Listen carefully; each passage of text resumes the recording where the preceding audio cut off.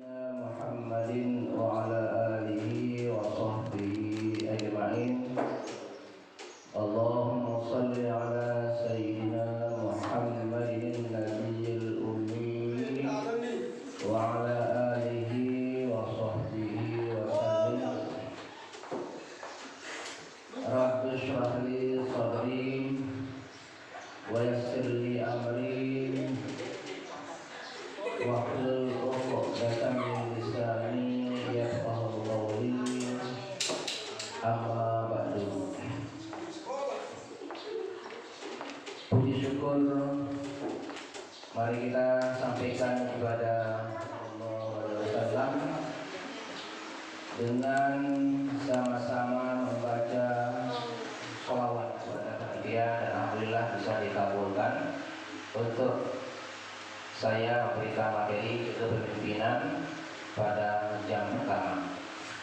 Anak-anakku semua, kalau kita kaji dari istilah latihan dasar kepemimpinan, maka yang paling utama yang kita harus ingat adalah dasar itu pokok adalah mulai dari diri sendiri, atau istilah agama ibda binafsik, mulailah dari diri sendiri. Sebelum memimpin kepada temanmu, teman kelasmu, dan yang besar lagi, mulailah pimpin diri sendiri. Nah, Pak Guru dalam materi kepemimpinan ini akan mencoba memilih dari segi religius, pandangan pimpinan dari segi agama. Ingat dalam sabda Rasulullah SAW, kullukum ra'in wa kullu ra'in mas'ulun an ra'iyatihi. Tiap-tiap pemimpin itu akan diminta pertanggungjawabannya atas apa yang ia pimpin. Oleh karena itu, mari kita mulai dari diri sendiri. Pimpinlah diri kita sendiri. Apa yang ada di diri kita sendiri? Ada dua, anakku semua, yaitu pertama, raga tubuh ini dari ujung rambut sampai ujung kaki, dan yang kedua adalah rohani kita. Mari kita mulai. Anak-anakku semua, kita hidup di dunia ini adalah atas perintah Allah, wa ma khalaqtul jinna wal insa illa liya'budun. Tiadalah aku ciptakan manusia dan jin itu kecuali kecuali untuk menyembah pada Allah dan Rasulnya, menyembah pada Allah melalui perintah Rasulullah SAW. Nah, di raga ini ada beberapa panca indera yang perlu kita jaga, yang perlu kita pimpin. Kalau sudah bisa raga ini kita pimpin, maka insya Allah kita akan menjadi kader yang tangguh untuk memimpin orang lain. Yang pertama, ayo mari kalian pimpinlah mata dulu. Bagaimana cara memimpin mata? Jangan pernah gunakan mata ini untuk melihat barang-barang yang terlarang oleh Allah Subhanahu wa Ta'ala. Anak-anakku semua, sekarang ini media kaget, media informasi banyak sekali, HP. Jangan sekali melalui HP itu kita pakai mata ini untuk melihat hal-hal yang dilarang oleh agama.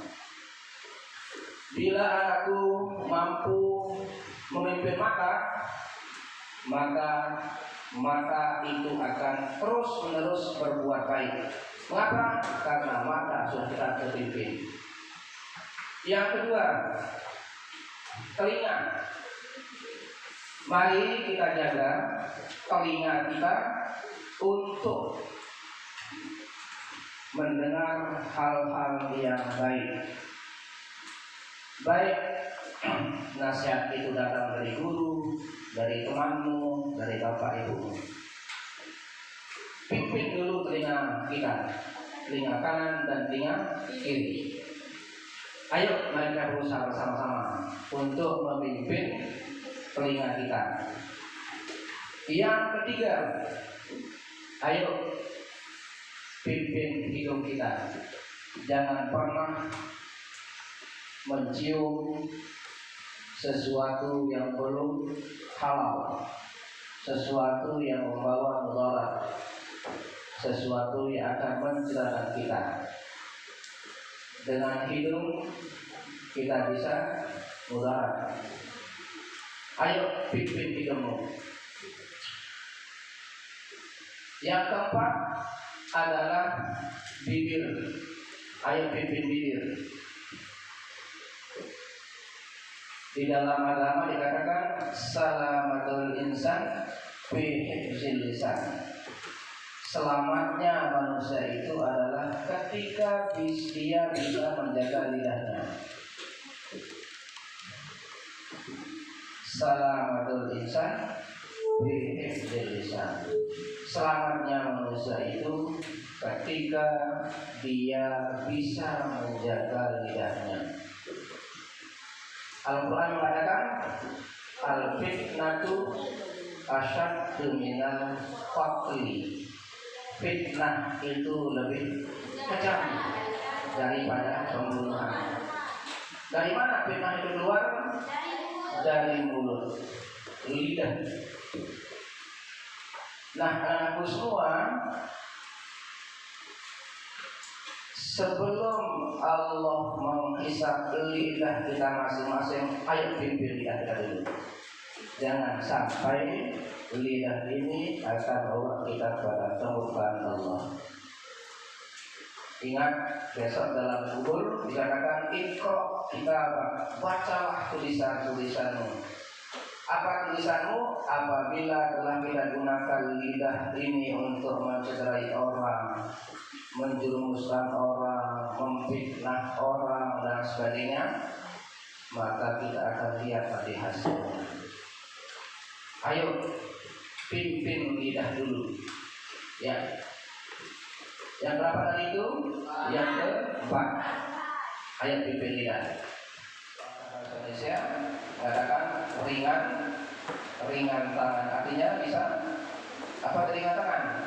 Maju. Mencuri. Jangan ringan tangan ya. Jangan ringan tangan.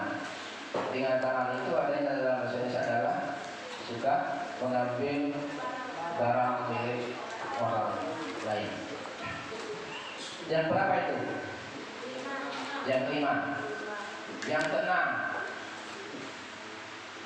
Ayo pimpin kedua kakimu, kedua kaki kita.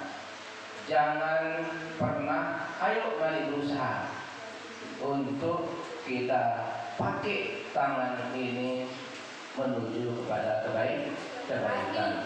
Angkat kakimu untuk melangkah kepada hal-hal yang baik. Jangan digunakan kaki-kaki kita ini untuk melangkah ke hal-hal yang buruk. Contoh, kalau selesai maghrib, sholat maghrib kita pergi ngaji. Pergi ngaji, pulang, istirahat, besok sekolah. Artinya kaki ini dipakai, digunakan untuk belajar menuntut ilmu. Pak Guru, bagaimana kalau ada gamelan misalnya di guru, kemudian ada kita pergi pada? Nah, dalam hal ini kalau fikih masih khilafiyah, ada yang membolehkan, ada yang tidak membolehkan. Tetapi untuk kader-kader seperti kamu ini, ayo sisihkan waktunya dulu, jangan pergi. Cari hal-hal yang lebih baik daripada menonton. Yang berapa itu? Yang 6. Mengapa demikian? Konsep reaksi atau sanksi yang diberikan kepada kita bila tidak menjaga semua yang ada di dalam diri kita ini dulu, maka kita teringat dengan pesan Allah di Al-Quran, al-yawma nakhtimu ala afwahihim wa tukallimuna aydihim wa tashhadu arjuluhum bima kanu yaksibun. Al-yawma nakhtimu, pada hari dikunci afwahihim, semua lidah-lidah mereka, semua bibir-bibir mereka dikunci oleh Allah Subhanahu wa taala. Ya. Kemudian wa tukallimuna aydihim, dan berkatalah kedua tangan ini. Besok Allah Subhanahu wa taala memberikan tangan-tangan ini berkata, apa yang pernah kita lakukan di dunia itu, tangan ini akan menjawab besok. Kenapa? Karena lidah ini biasanya apa? Berdusta dan berbohong. Allah tidak suka pada lidah untuk melaporkan apa yang pernah kita lakukan di dunia. Karena tangan di dunia ini tidak bisa ngomong, kaki tidak bisa ngomong, maka besok di hari kemudian Allah akan memberikan bisa berkata dan melaporkan apa yang pernah kita lakukan. Dan lidah diganti, dikunci. Wa tukallimuna aydihim wa tashhadu arjuluhum. Ingat ya, Al-Quran mengatakan wa tashhadu, dan kaki-kaki ini menjadi saksi kemana kaki dan tubuh ini dibawa. Mana yang lebih baik kita bawa, mana yang lebih banyak kita bawa kaki ini kepada kebaikan, dan ataukah kaki dan tubuh ini kita bawa kepada keburukan. Wa tashhadu arjuluhum bima kanu yaksibun, atas apa yang pernah kalian usahakan waktu di dunia. Ingat anak semua, inilah dasar-dasar kepemimpinan. Ayo pimpin dulu dari ujung rambut sampai ujung kaki. Apabila kita sudah bisa pimpin diri sendiri, maka akan bisa kita pimpin orang lain. Tetapi kegagalan yang sangat fatal apabila kita sebagai pemimpin belum bisa pimpin diri. Ingat, ada sebuah ungkapan dari Imam Asy-Syafi'i sangat relevan dengan etika, dengan latihan dasar kepemimpinan siswa. Artinya, jangan pernah kamu memerintahkan orang lain sesuatu kebaikan, tapi dirimu sendiri belum melakukannya. Abu Basir nanti saja kamu catat ya artinya. Ini bahasa Arabnya. La tanha an khulqin wa ta'tiya mislahu. Arun alaika idza fa'alta azimun. Janganlah engkau melarang sebuah perbuatan yang masih kamu lakukan. Janganlah engkau melarang sebuah perbuatan keji yang masih kamu lakukan. Janganlah engkau melarang perbuatan keji yang masih kamu lakukan. Apa akibatnya? Arun azimun idza fa'alta. Maka kesengsaraan yang amat besarlah akan kamu jumpai kalau kamu lakukan seperti itu. Maka kesengsaraan yang amat besarlah yang akan kamu jumpai kalau kamu melakukannya. Apa artinya? Kamu suruh temanmu berdisiplin, contoh, tapi dirimu sendiri belum bisa disiplin. Temanmu kamu suruh masukkan baju, tapi dirimu tidak memasukkan baju. Itu contoh sederhana. Temanmu kamu suruh pakai sepatu, tapi dirimu pakai sandal. Contohnya, ayo lihat diri dulu, pimpin diri dulu.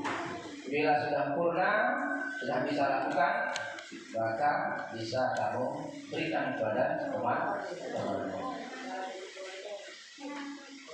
Itu konsep LDK yang pertama dari konsep dari Allah Subhanahu wa taala. Yang kedua, konsep dari Rasul. Bagaimana ya konsep kepemimpinan dari baginda Rasulullah Shallallahu Alaihi Wasallam? Ingat, ada satu sikap jitu dari Rasulullah Shallallahu Alaihi Wasallam dalam menyebarkan Islam, yaitu satu kata yang sangat jitu, yaitu kata sabar dan tidak marah.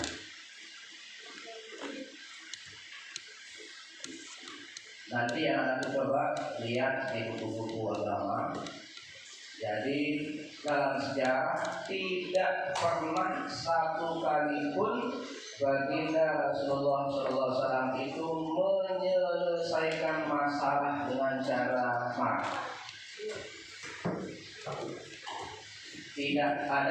Tidak pernah dalam sejarah Rasulullah Shallallahu Alaihi Wasallam menyelesaikan masalah dengan marah.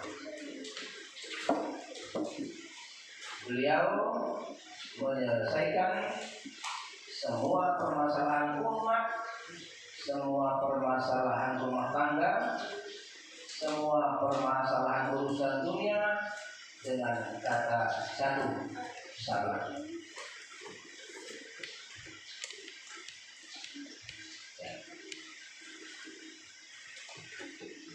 Mengapa begitu tinggi nilai sabar? Lagi-lagi Rasul bersandar pada firman Allah mengatakan, wa ma yuqassabiruna ajrahum bighairi hisab. Tiadalah balasan dari orang-orang sabar itu adalah balasan yang tidak bisa dihitung saking banyaknya orang sabar. Susah nak sabar? Susah. Sangat susah. Apa itu sabar? Menahan diri, tahan. Kesumpah si batu tahan, balas. Dia contoh, misal pempelek sabar yang lawan. Itu namanya sabar. Tahan tangan, tahan kaki, tahan bibir, mulut untuk tidak membalas. Itu namanya tahan, itu namanya sabar. Tahan diri, walaupun hati terguncang terbakar keras, tapi hati yang itu keras jangan kau salurkan lewat tanganmu, kakimu, dan mulutmu untuk bertindak. Itulah nama sabar. Pantas Allah Subhanahu wa taala mengatakan, innama yuqassabirun ajrahum bighairi hisab. Tidaklah orang-orang sabar itu kecuali pahalanya tidak terhingga. Saking apa? Saking kita bisa menahan namanya sabar. Ayo, bagaimana kalau puasa? Sehari pun jangan makan minum. Tahan terus, sakit tahan.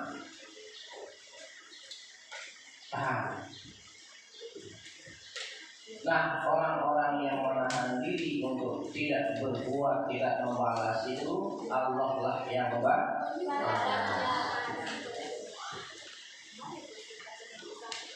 Cerita baginda Rasul ketika pergi ke masjid diludahi, beliau sabar. Ini Nabi diludahi. Kalau kamu bagaimana? Langsung balas kan?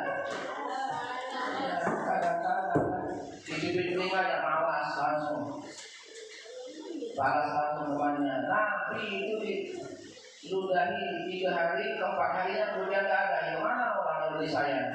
Tahu-tahu banyak pada sahabat orang sakit, iya, baginda bawakan kurma, jenguk orang yang telah mendahi.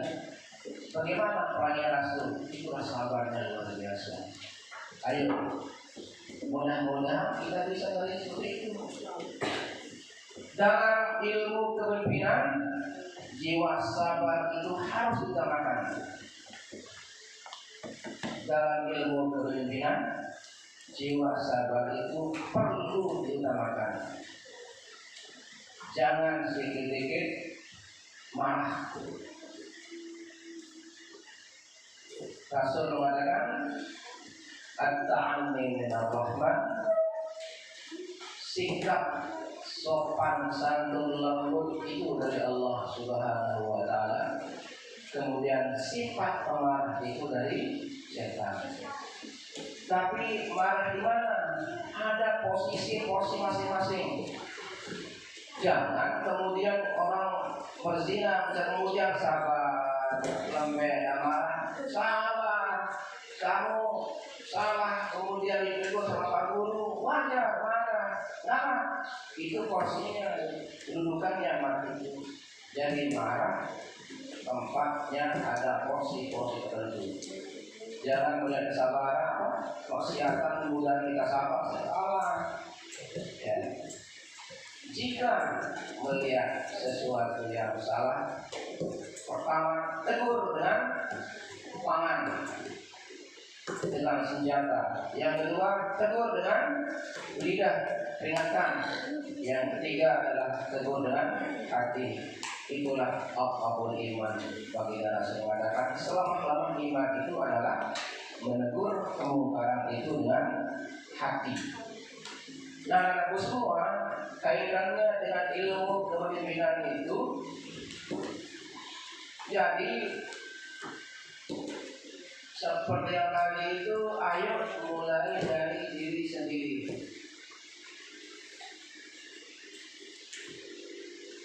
Jadilul hal absahu menjalil maqal, kata dalam. Sikap sopan santun itu lebih utama dari ungkapan-ungkapan. Jadi kamu bijak, kamu sabar, kamu sederhana bawaanmu, omonganmu tidak terlalu tinggi, sikapmu jujur, baik, sederhana, biasa-biasa, jamak-jamak.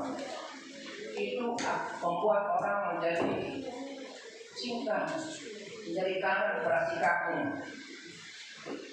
Daripada engkau mengungkapkan kata-kata yang begini, ayat begini, ayat begini, ayat begini, ayat begini, tapi omonganmu tidak sesuai dengan fakta, tidak sesuai dengan sikap yang kita miliki sebagai calon pemimpin. Ayo, mulai hari ini kita coba mulai pimpin diri kita sendiri. Ayo, mulai hari ini kita ikhtiar berusaha mencoba pimpin diri sendiri. Mulai dari pandangan, telinga, hidung, bibir, tangan, kemudian kaki. Satu sebelum terakhir, yang paling tidak kalah pentingnya, ayo jaga kemaluanmu. Ayo, mari kita jaga kemaluan kita masing-masing. Ingat, kita lihat di hari ini Ferdy Sambo begitu banyak hal-hal yang terjadi akibat ada indikasi motif pelecehan seksual. Kita lihat hari ini berita harian tiap hari ada pembunuhan. Gara-gara apa? Gara-gara kemaluan tidak bisa dipelihara, tidak bisa dipelihara, tidak bisa dijaga. Ingat anak-anakku semua, itu adalah titipan Allah yang wajib dijaga. Anakku supaya perempuan, ayo jaga dirimu sendiri, utamanya kemaluanmu. Ayo yang laki, jaga kemaluanmu. Karena akhir-akhir zaman ini sudah tidak bisa dihindari lagi. Bedakan dirimu dengan teman-temanmu yang di sekolah. Bedakan dirimu dengan teman-temanmu yang ada di luar pendidikan. Ayo bedakan dirimu. Jaga dirimu baik-baik, utamanya kemaluanmu.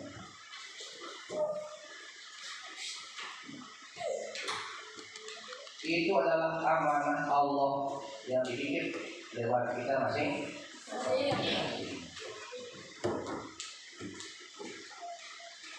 Yang terakhir yang perlu kita jaga adalah hati. Yang berapa itu?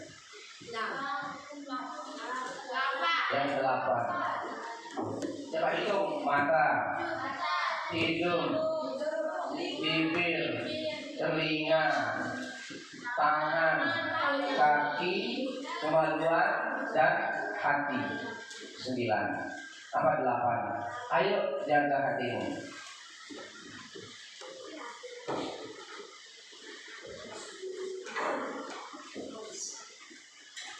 Ada hadis Rasul mengatakan, jagalah hatimu. Apabila hatimu baik, maka baiklah seluruh perbuatanmu. Tetapi apabila hatimu rusak, maka rusaklah seluruh anggota tubuhmu, perbuatanmu. Ayo, mari kita sama-sama jaga hati. Salah satu cara menjaga hati itu kata Rasul, ayo banyak-banyak berselawat. Nah sekarang kita buktikan, kita berselawat baginda Rasul, kita pakai selawat Jibril ya. Bisa kita mulai? Sallallahu ala Muhammad, sallallahu alaihi wasallam, sallallahu ala Muhammad, sallallahu alaihi wasallam, sallallahu ala Muhammad,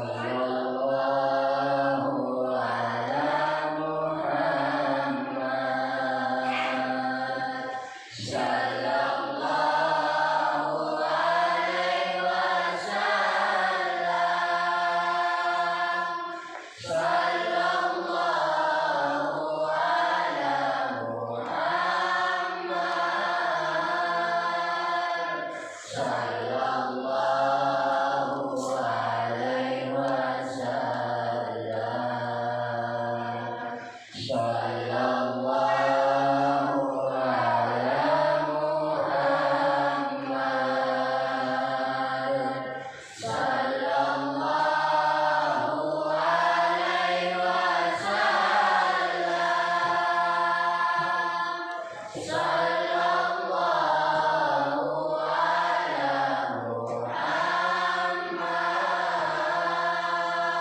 Muhammad, sallallahu alaihi wasallam. Terima kasih. Anak-anakku semua, ini sholawat nomor 2 setelah sholawat Ibrahimiyah. Mana sholat Ibrahimiyah? Sholat yang dibaca setiap sholat. Itu namanya sholat Ibrahimiyah.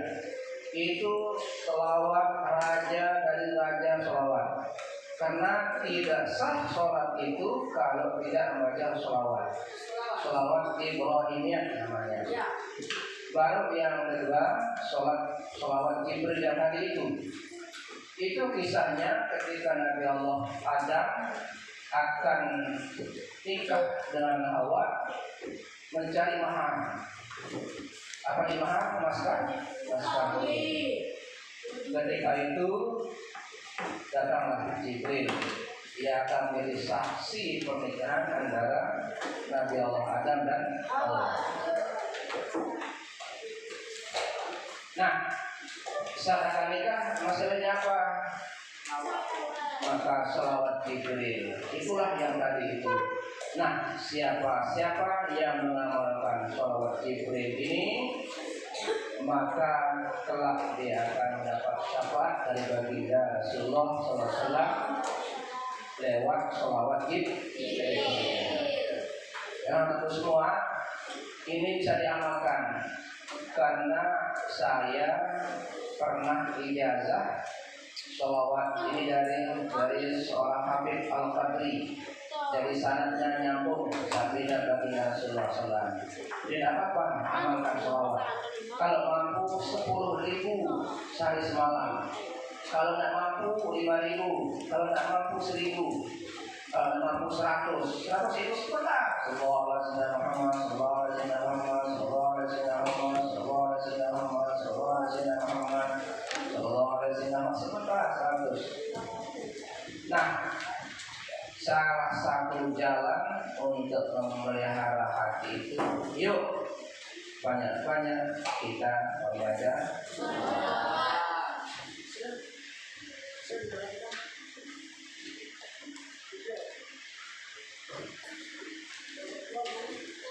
Ya, mulai hari ini kita belajar. Ayo banyak-banyak sholawat.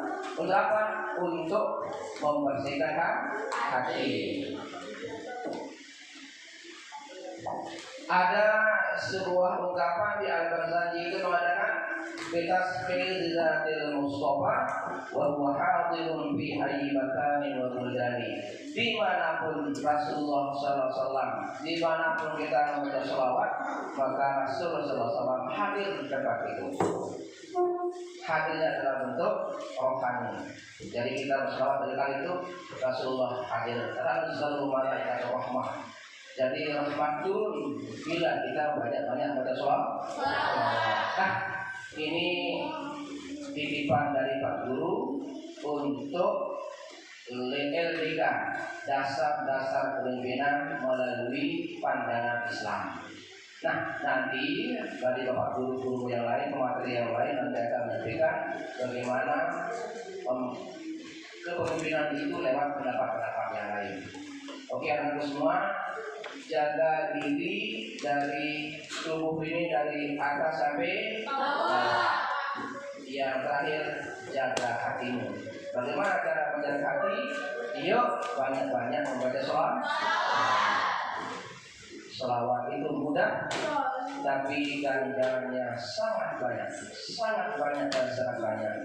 Ayo mulai hari ini kita belajar banyak-banyak membaca sholawat. Karena sholawat itu tidak pandang tempat, tidak pandang masyarakat, walaupun dilakukan. Seperti Quran, kalau Quran itu harus dulu pasti suci. Kalau sholawat boleh, tetap mendapat pahala. Walaupun dalam keadaan kita tak berwudu, walaupun kita tidak bersuci misalnya, walaupun kita di tempat di mana hutan, laut, udara, silakan. Nah, ini yang Bapak dapat sampaikan. Mudah-mudahan ada manfaat dan barokahnya untuk kita semua. Akhir kalam, terima kasih atas perhatiannya. Allahumma qul hadi ila sadir rasyad. Wassalamualaikum warahmatullahi wabarakatuh.